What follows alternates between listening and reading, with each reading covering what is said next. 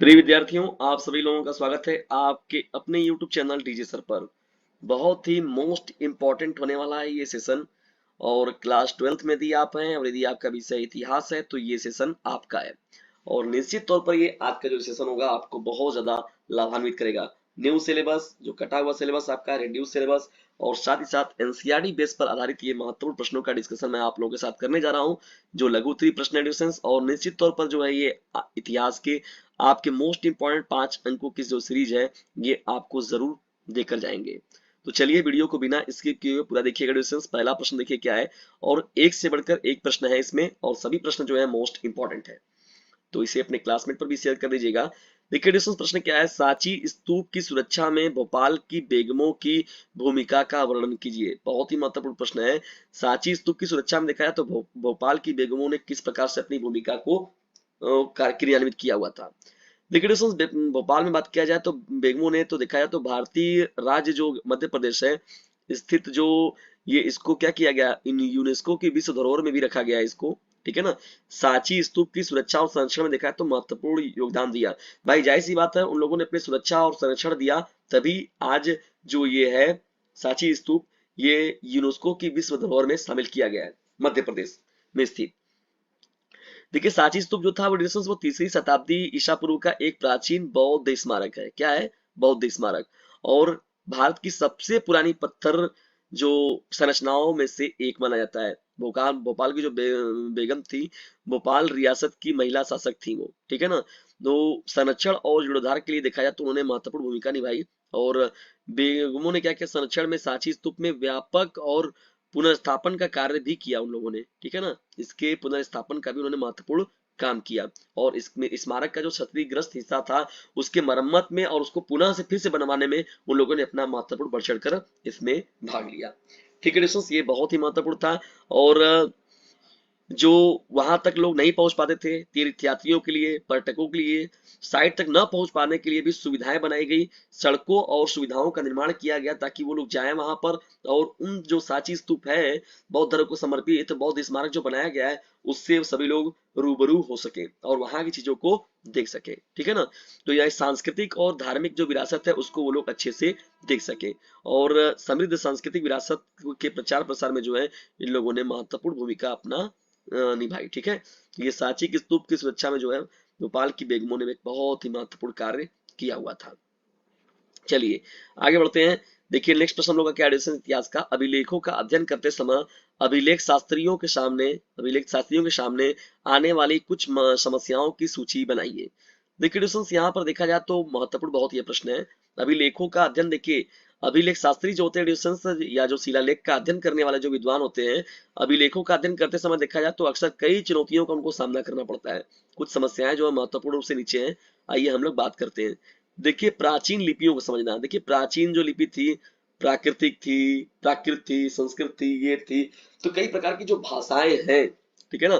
प्राचीन जो लिपियां हैं अगर उनका सही समझ नहीं होगा तो अभिलेख शास्त्रियों को निश्चित तौर पर उन शिलालेखों को पढ़ने में बहुत ही दिक्कत होगी।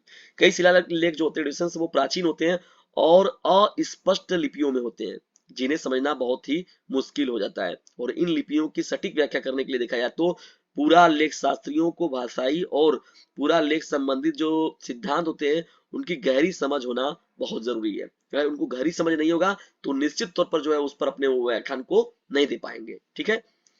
देखिए दूसरा, देखिए क्या है, शिलालेखों का खराब होना। देखिए दोस्तों क्या होते हैं, कई ऐसे जो शिलालेख होते हैं जो पुराने हैं, टूट फूट गए हैं, कुछ हिस्सा उनका दिख रहा है और कुछ हिस्सा जो है उनका क्षरण हो चुका है, मतलब वो अप्रत्यक्ष हो चुका है, खराब हो चुका है, बर्बाद हो चुका है। तो उन शिलालेखों के क्षरण में देखा जाए तो क्षरण की वजह से अभिलेख शास्त्री जो होते हैं उनका अध्ययन नहीं कर पाते हैं, या जो उनका अध्ययन जो होता है वो चुनौतीपूर्ण हो जाता है दोस्तों, ठीक है ना। तो शिलालेखों का खराब होना भी एक महत्वपूर्ण कारण हो जाएगा। देखिए तीसरा, देखिए पॉइंट क्या हो जाएगा, शिलालेखों का विखंडन। शिलालेखों का जो विखंडन होता है वो भी अभिलेख शास्त्रियों के सामने एक बहुत ही महत्वपूर्ण समस्या होती है अभिलेखों के अध्ययन की। शिलालेखों का विखंडन, कई देखिए शिलालेख जो होते हैं वो खंडित होते हैं या तो अधूरे होते हैं, जिससे पाठ का पूरा संदर्भ या अर्थ समझना जो होता है वो मुश्किल हो जाता है। और पूरा लेख शास्त्रीय जो होते हैं वो मूल शिलालेखों के पुनर्निर्माण के लिए जो होते हैं सावधानी पूर्वक टुकड़ों को एक साथ जोड़ना चाहिए, और तब जाके जो है उनका प्रासंगिक सुराग जो मिलेगा उसके माध्यम से क्या करेंगे, वो उस पर अपने व्याख्यान को दे पाते हैं। देखिए अगला पॉइंट क्या हो जाएगा आप लोगों का, ऐतिहासिक और सांस्कृतिक संदर्भ। सटीक व्याख्या के लिए देखा जाए तो शिलालेख का ऐतिहासिक और सांस्कृतिक संदर्भ को भी जानना जो होता है वो अभिलेख शास्त्रियों के लिए बहुत ही महत्वपूर्ण होता है। बिना समझ के, बिना उस समय और स्थान के इतिहास, धर्म और रीति रिवाजों के बारे में यदि वो अच्छे से वाकिफ नहीं है तो वो उस शिलालेख के बारे में बेहतर तरीके से निश्चित तौर पर नहीं बता पाएंगे और मनगढ़ंत कहानियां कुछ अपने से वो उसमें जोड़ देंगे। ठीक है डिस्टेंस, जो उचित नहीं होता है।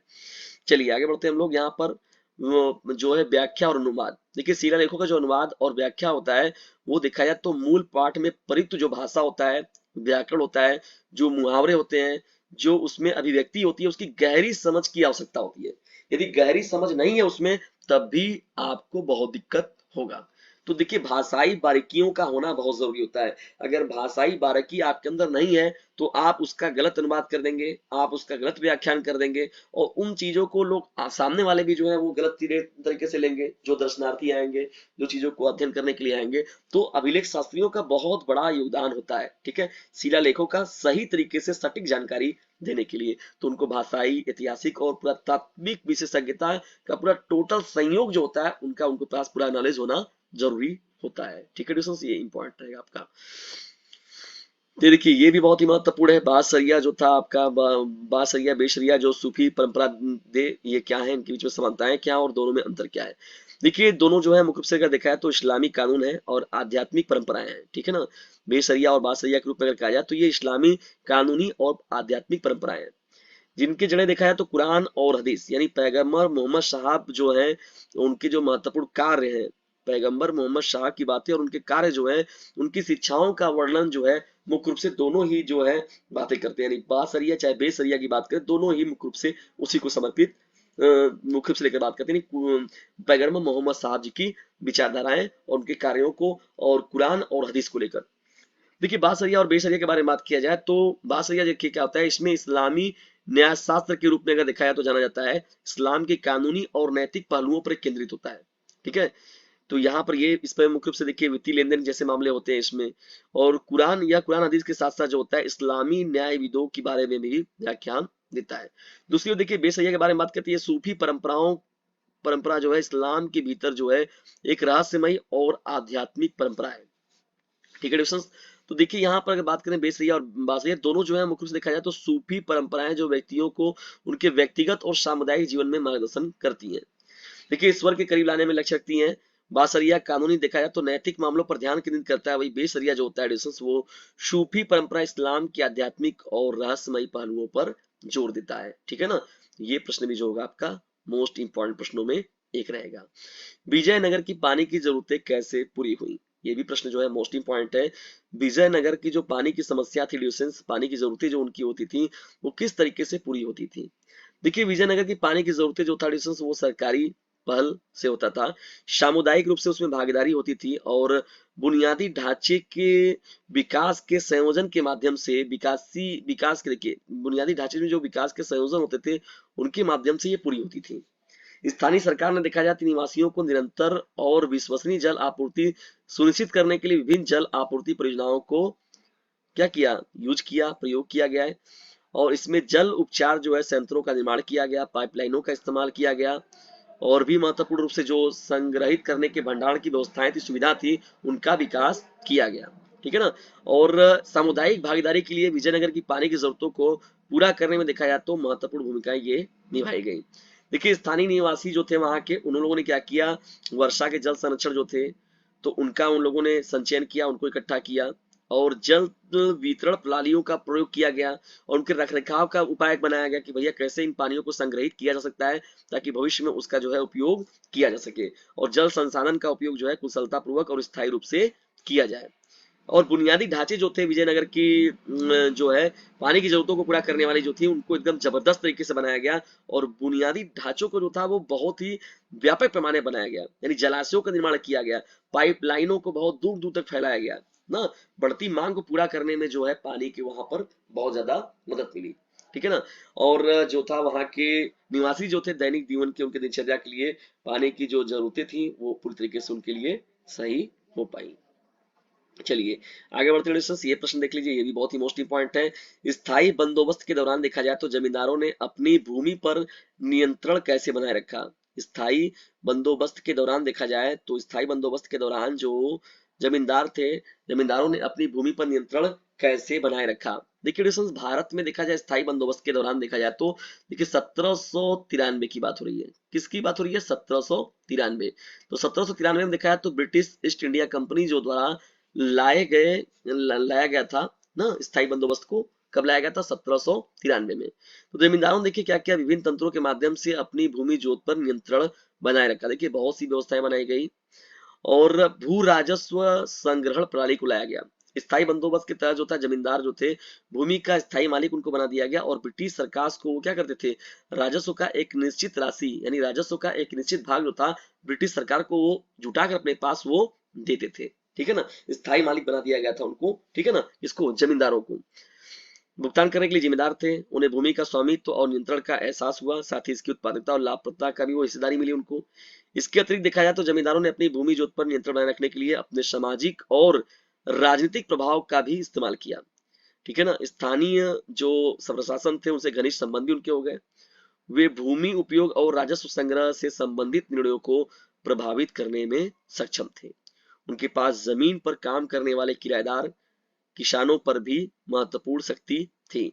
ये किराएदार किसान जो भाई दूसरे के यहाँ जाते हैं और श्रम करके वो मजदूरी पाते हैं, तो वे अक्सर उनके श्रम और संसाधन के लिए उनको प्रयोग करते थे। जमीन पर अपना देखिए नियंत्रण स्थापित करने और अपने हितों की रक्षा के लिए जमींदारों के पास अक्सर जो था निजी सेनाएं थी और व्यवस्थाएं उनको दी गई थी ब्रिटिश सरकार के द्वारा। और भूमि जोत पर जो था उनका महत्वपूर्ण पकड़ बना हुआ था। ठीक है ना, तो कुल मिलाकर देखा है तो कानून, स्वामित्व जो था, सामाजिक प्रभाव था, सैन्य शक्ति जो है, इन सभी के संयोजन से जो था जमींदारों को बहुत जबरदस्त मिला और स्थायी बंदोबस्त के दौरान वो अपनी भूमि जोत पर नियंत्रण बढ़ाए रखने में वो महत्वपूर्ण रूप से इसमें सफल भी हुए। ठीक है दोस्तों, तो स्थायी बंदोबस्त 1793 में लाया गया था और ये बहुत ही महत्वपूर्ण एक कदम था। ब्रिटिश सरकार की एक बहुत जबरदस्त चाल थी जिसमें कि जो जमींदारों को जो था वो यूज करके वो लोग अपना कार्य को करवाते थे। ये इतिहास का महत्वपूर्ण सेशन आप लोग कैसा लगा कमेंट बॉक्स में जरूर बताइएगा और इसे फटाफट अपने क्लासमेट पर शेयर कीजिए।